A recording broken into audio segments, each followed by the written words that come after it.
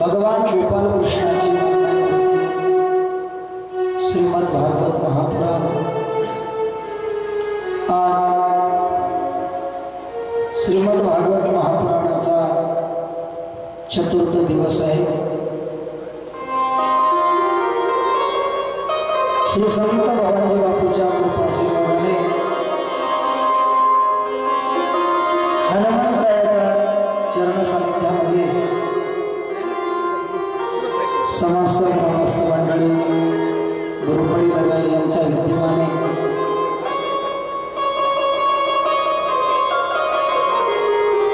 श्री संत महाराज बापू यांच्या सुवर्ण महोत्सवी समाधी उत्सवानिमित्त चालू असलेल्या अखंड हरिनाम सप्ताह श्रीमद भागवत कथा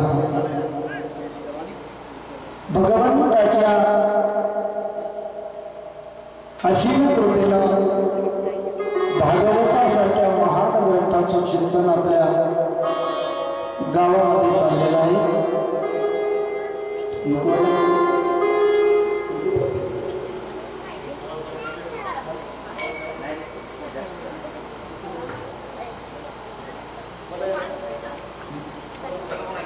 हॅलो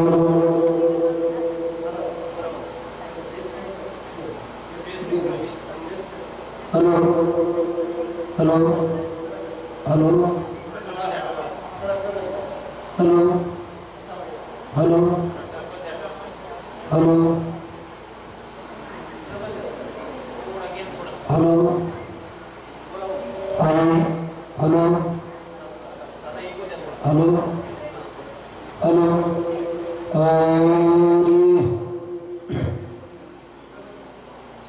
या भारत देशामध्ये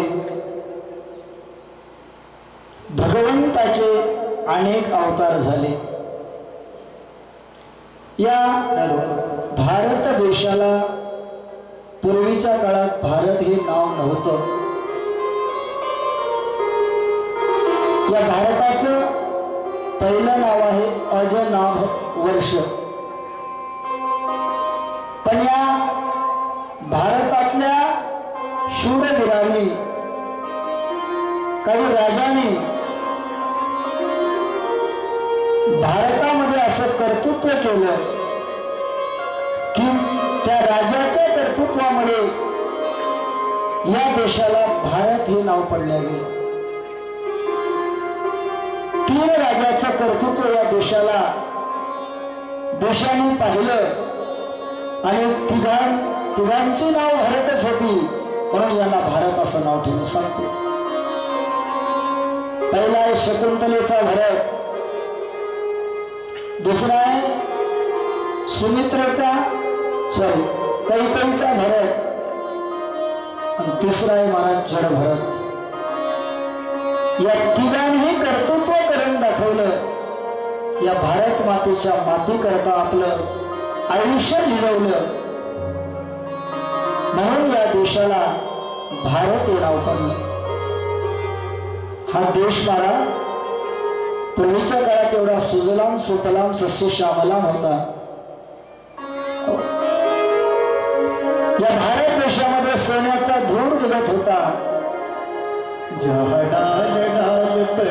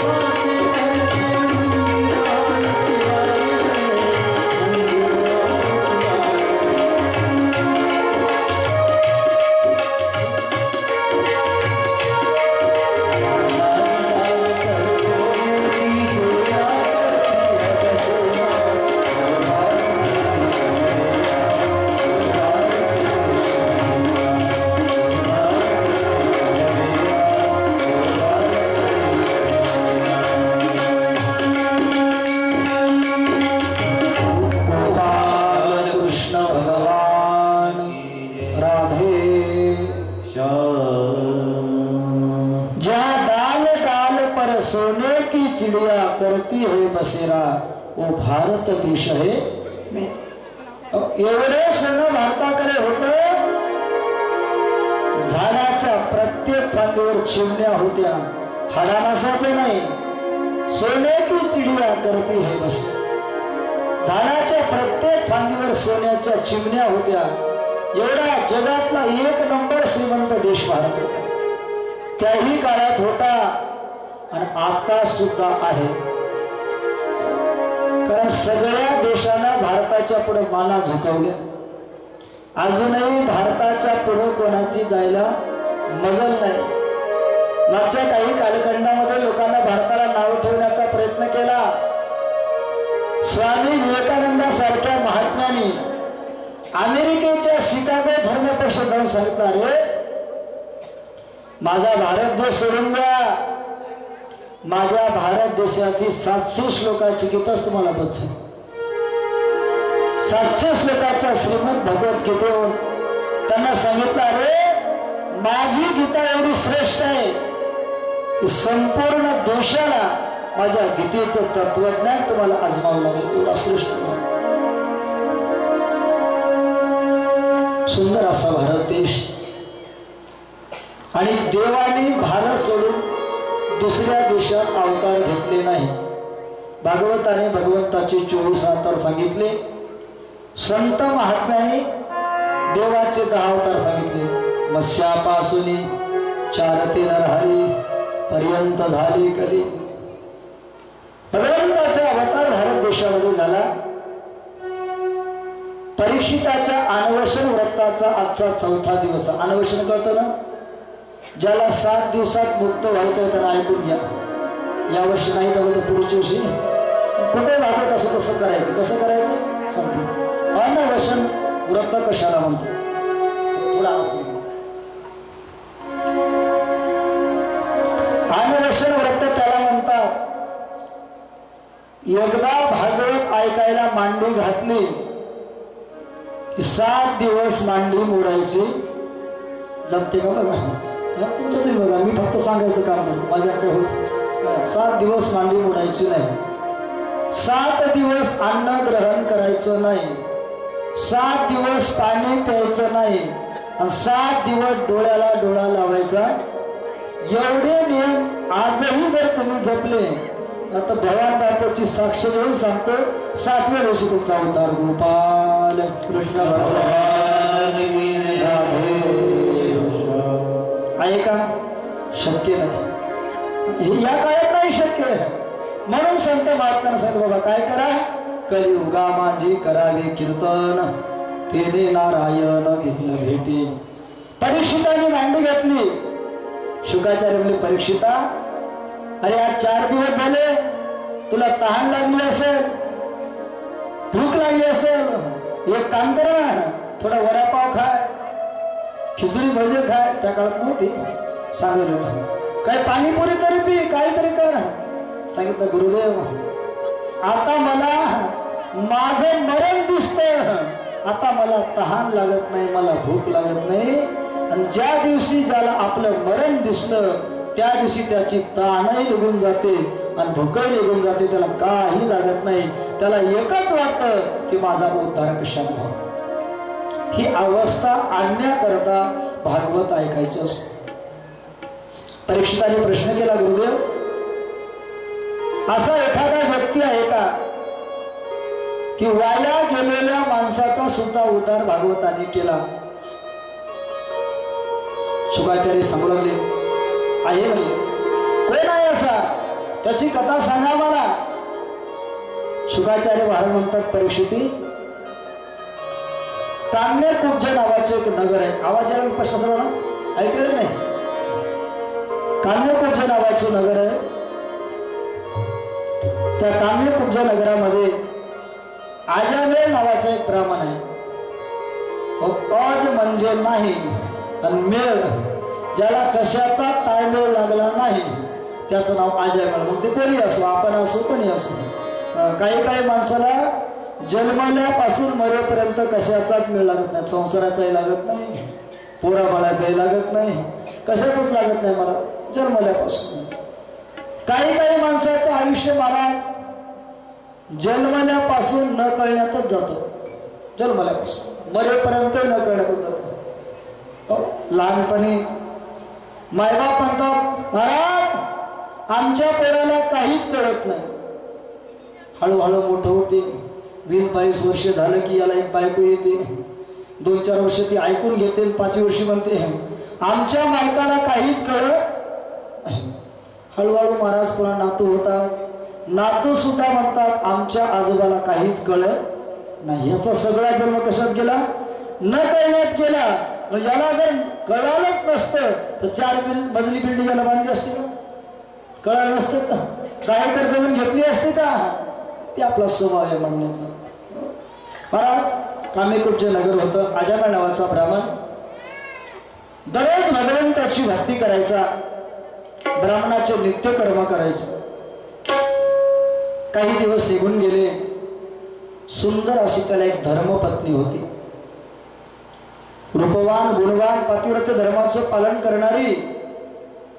त्याचे वडील जिवंत होते. सकाळी वडिलांचा नियम होता सकाळी 4 वाजता उठायचं, स्नान करायचं, काकडा करायचा, भगवंताची पूजा अर्चा करायची. एक दिवस सांगितलं आजामे अरे जंगलामध्ये जाय, भगवंताच्या पूजा करता फळ आण फुलं आण. हातामध्ये ती असणारी फुलाची टोपली घेतली.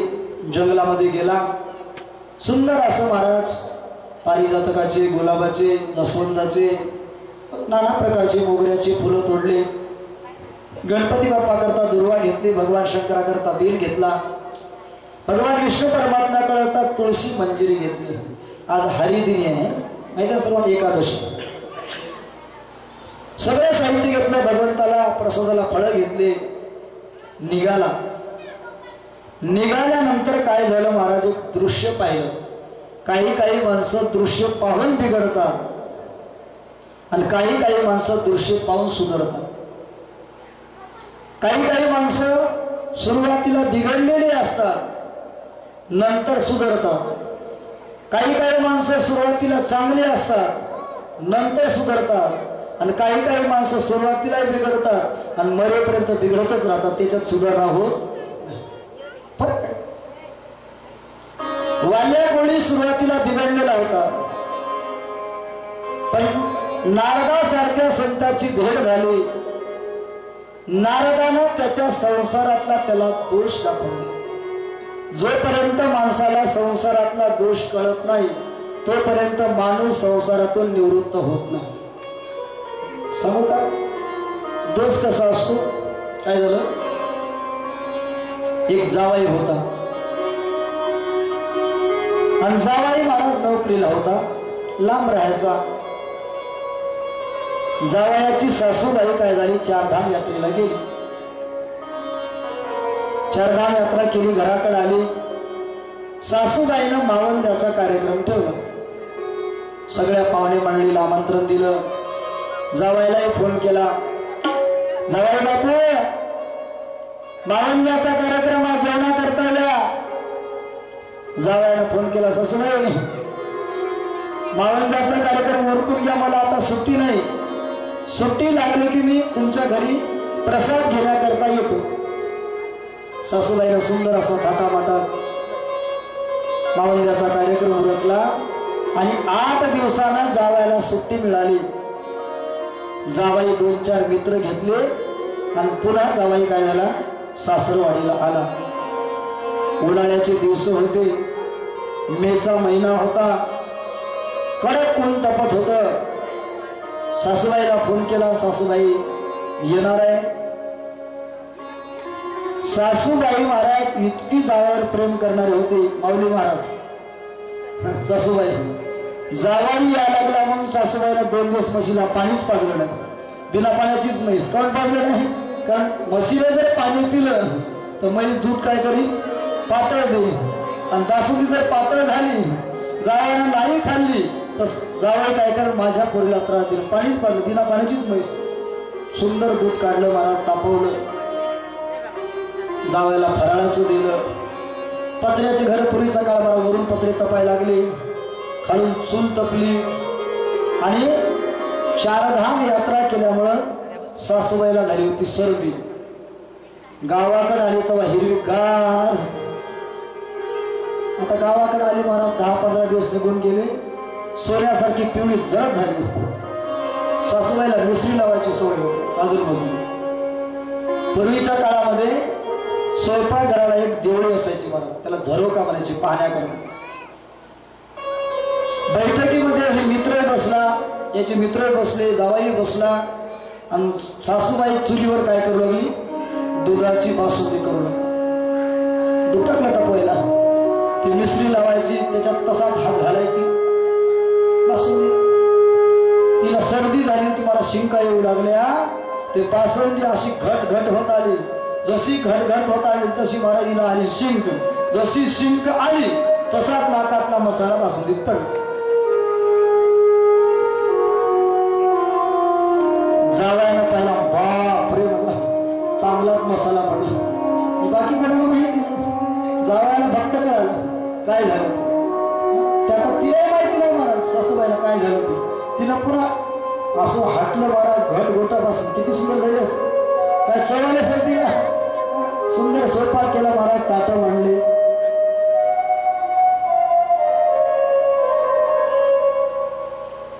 ताटं मांडली, मोठमोठ्या वाट्या बासुंदीच्या भरून ठेवल्या. बासुंदीच्या वाट्या सगळ्याला ताट मांडले. जेवायला बसले. जावयाला महाराज ताट आल्याबरोबर बासुंदीची वाटी उचलली साईडला ठेवली. त्याला माहित होतं याच्यात काय आहे ते. आता बाकीच्याला काही माहिती नाही. जेवण सुरू झालं महाराज, वाट्या मागं वाट्या, वाट्या मागं वाट्या पिया लागले. याचे मित्र जावयाचे भगवण्यातली बासुंदी संपत आली. हे काय हायदे करणार, जावाय काय बासुंदी खायला. सासूबाई म्हणली माय जावाया करता केली मेलेच खायला लागले. मेलेले होते ना, खायला लागले. सगळं झालं महाराज. जावई तसा जेवण करून उठला. सासूबाईला दम निघाला. सासूबाई जावी बापू बासुंदी काऊन खाल्ली नाही. ते म्हणला सासूबाई मी सांगू नाही आणि तुम्ही ऐकू नाही. नाही सांगा म्हणे, काय आमचं चुकलं का, काही लग्नात द्यायचं का सांगा. नाही म्हणला सासूबाई मी सांगू नाही तुम्ही ऐकू नाही. सासूबाईनं महाराज सांगा सांगा म्हणून तगादाच लावला. शेवटी जावयानं सांगायला सुरुवात केली, सासूबाई तुम्ही बासुंदी करत असताना तुमच्या नाकातला मसाला त्याच्यात पडला, हे मी माझ्या डोळ्यानं पाहिला.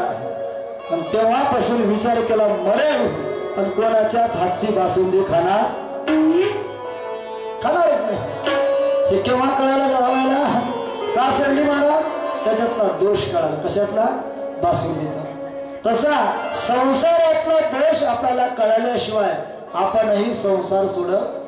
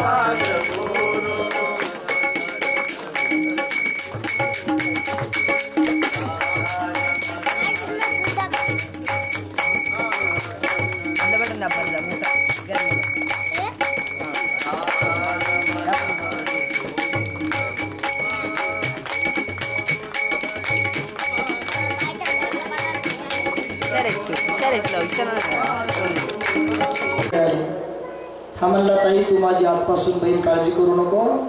तुला पाहिजे त्या वस्तू माझ्या घरी मिळतील. काम करत जाय, भगवंताचं भजन कर, आनंदात राह. काही कमी नाही म्हणला माझ्या घरी. कपडे लत्ते सगळं दागदागिने मिळते ते घरी राहू लागले. आता या आजामायाची पत्नी महाराज आनंदाने संसार सुरू झाला. पण कधी कधी महाराज विचार करून माणसानं बोलावं लागतं. ज्याला आपल्या घरात ठेवलं तेच आपल्याला घराच्या बाहेर काढतं. काही दिवस निघून गेले महाराज, एक दीड वर्ष. सकाळची वेळ होती आणि स्नान केलं, भगवंताच्या पूजेकरता जाऊ लागला. जिला बहीण म्हणून घरात आणलं तिनं त्याचा हात पकडला. तो म्हणला, ताई तू काय करतेस? तिनं सांगितलं, मी तुझ्या घरी मौज मजा करण्याकरता नाही आलो. मग काय कर? मला पत्नी करू. हा म्हणला, नाही मला पत्नी आहे. तिनं सांगितली, नाही केलं तर अख्ख्या गावाला वरडून सांगेल ही आजा मिळायला बळजबरी मला घरात आणलं आणि आता मला घराच्या बाहेर काढून द्यायला लागला. उडगं कळीत बस पडते, काय घेणं नव्हतं. उपकार करायला गेला याच्यात गळ्यात पडली. नाही विलाजानं लग्न करावं लागलं. लग्न केलं. हिनं लग्न केल्याबरोबर तिला घराच्या बाहेर लावलं. पहिला केली नव्हती ही आली घरात. घरात आली. महाराज आनंदाने असणारा संसार सुरू झाला. संसार करत असताना तिने सांगितलं, जन्नावा निकालो, जानव काढा म्हणले अंगातलं. हे ब्राह्मण होता, अंगात धोतर होत, गळ्यात अंगात जानव होत, चंदनाचा टिळा लावत होता, वेद मंत्र म्हणत होता. तिने सांगितलं धोतर घालायचं, धोतर काढा, पॅन्ट घाला. अवघड होतं महाराज. पण तरुण कोणाला विनंती आहे, ज्याला लग्न करायचं ना अगोदर विचारून घ्या.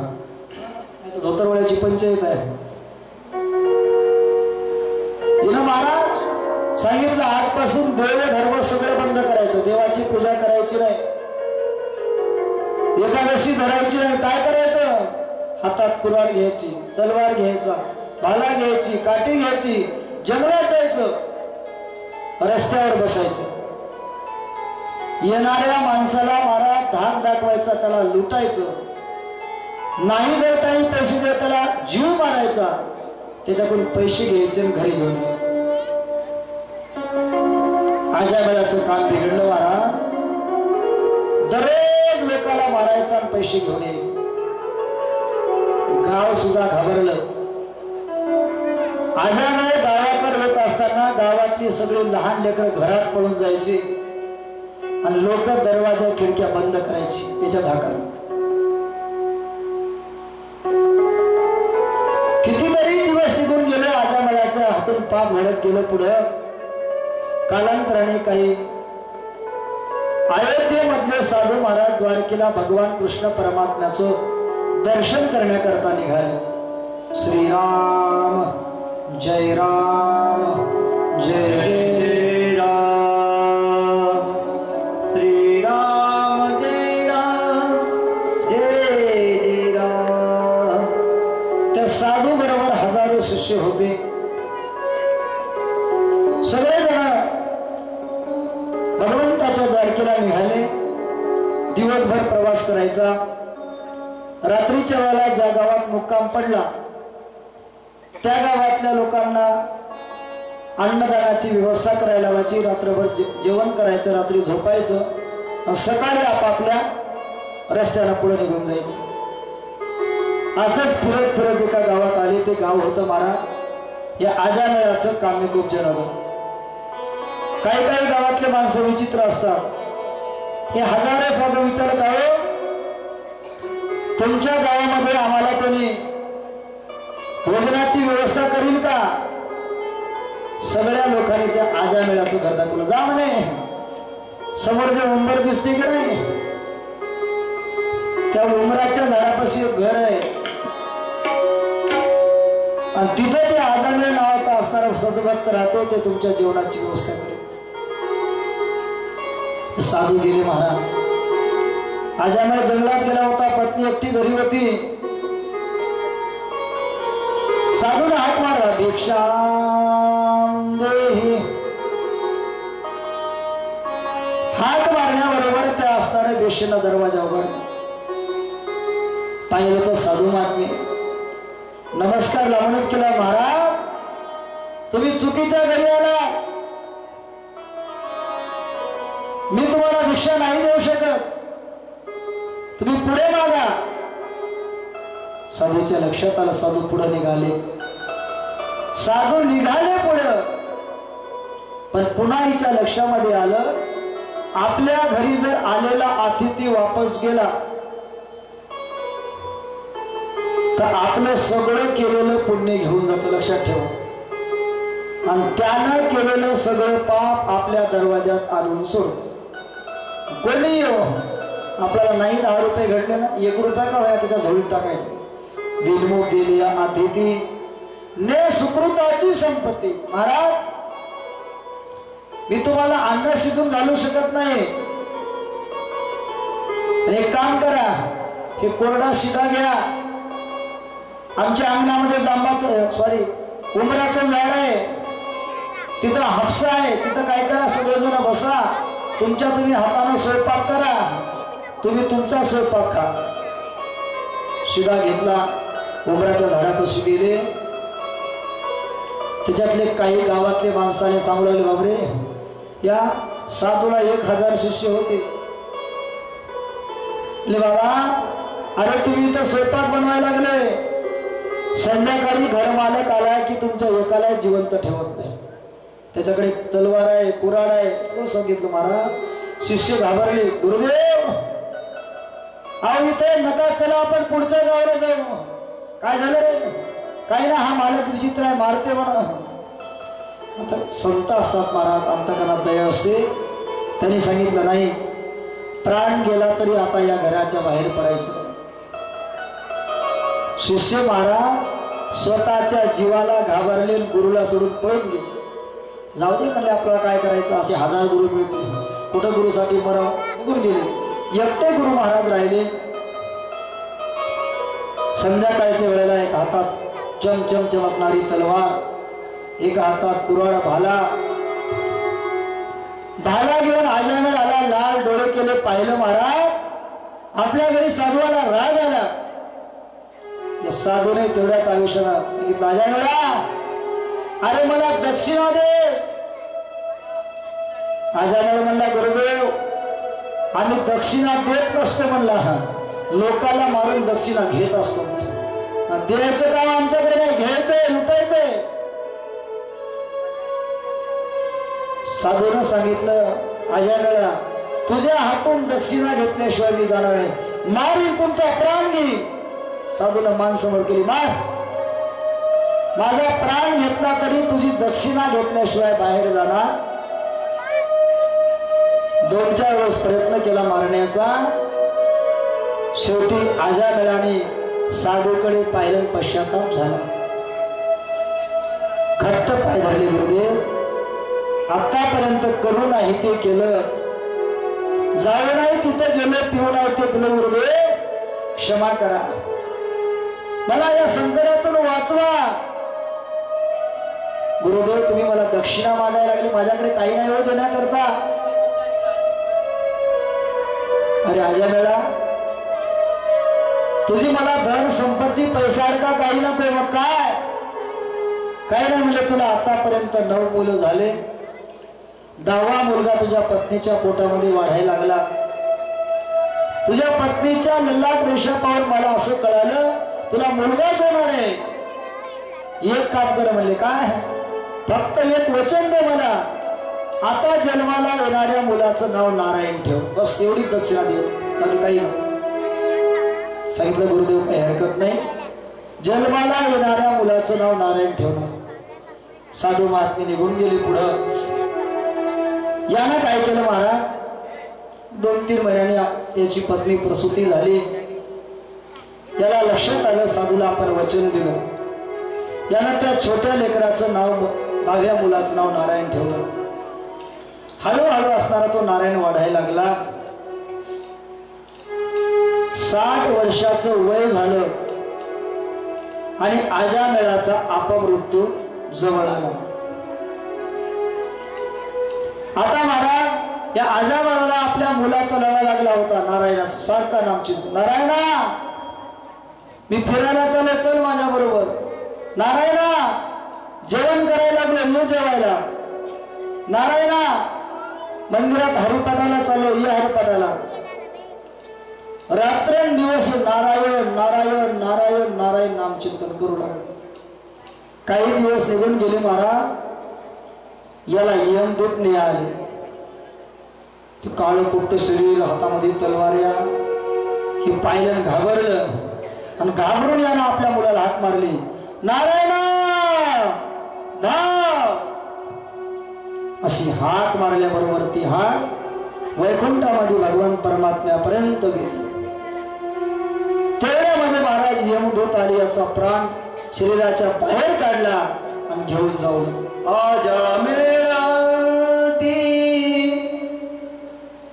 घेऊन जाऊ लागले.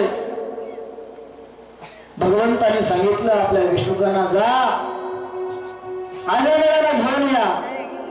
भगवान विष्णू परमात्म्याचे दूत आले आणि यमदूतही आले. आता हे दोघे जण एकत्र आले, दोघांची लागली भांडण. यमदूत म्हणतात आमचं गिऱ्हाईक आहे, विष्णुदूत म्हणतात आमचं गिऱ्हाईक आहे. काय करावं? यमदूत म्हणतात आयुष्यभर यानं पापच केलं. विष्णुदूत म्हणतात आयुष्यभर जरी याने पाप केलं, मरताना यानं माझ्या मालकाचं नाव घेतलं. ते म्हणजे अरे तुझ्या मालकाचं नाही घेतलं, त्याच्या पोराचं घेतलं. ते म्हणजे काय असो, घेतलं ना बस, आमचं गिऱ्हाईक आहे. दोघांची लागली भांडण. यमदूत महाराज विष्णुदूत भांडू लागले. विष्णुदूताने मारून मारून मारून यमदूताला मोकळच केलं. महाराज ते पळून गेले, पळण्यात पटाईत होते गेले. यमाकडे गेले. यम भगवान, काय तुम्ही आम्हाला कायदा सांगितला? आम्ही त्या गिऱ्हाईक आणण्याकरता गेलो अजयमळाला, आम्हाला त्या लोकांनी मारलं. विष्णुदूताने का मारलं? यमदूताने सांगितलं बापरे, बरं झालं म्हणले तुम्ही परत आले, नाही तर तुम्हाला विष्णुदूताने जिवंत सोडलं नसतं. का? अरे जिथं माझ्या भगवंताचं नामचिंतन ज्या गावामध्ये होतं, त्या गावामध्ये तुम्हाला जाण्याचा अधिकार नाही. नका जावं त्या गावा,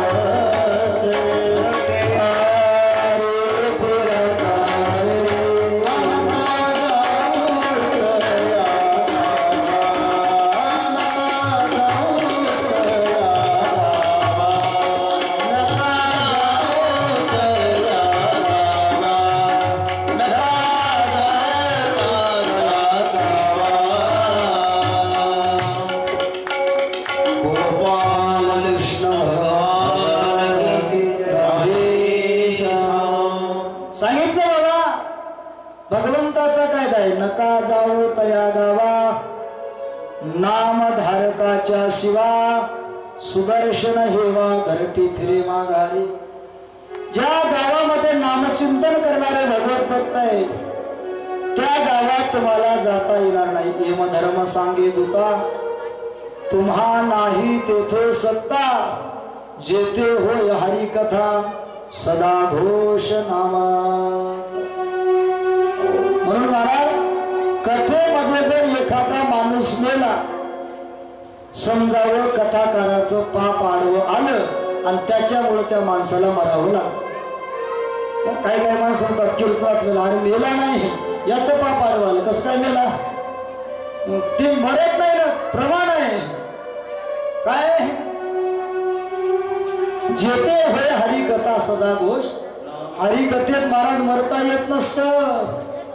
आणि जर मेला, समजावं कथा करणाऱ्याचं पाप आडवं आलं. तिथं इथं मरण पुण्य नाही, पाप आहे. अरे इथं मेला म्हणजे विक्षेप झाला, घरी काही होईल तिकडे.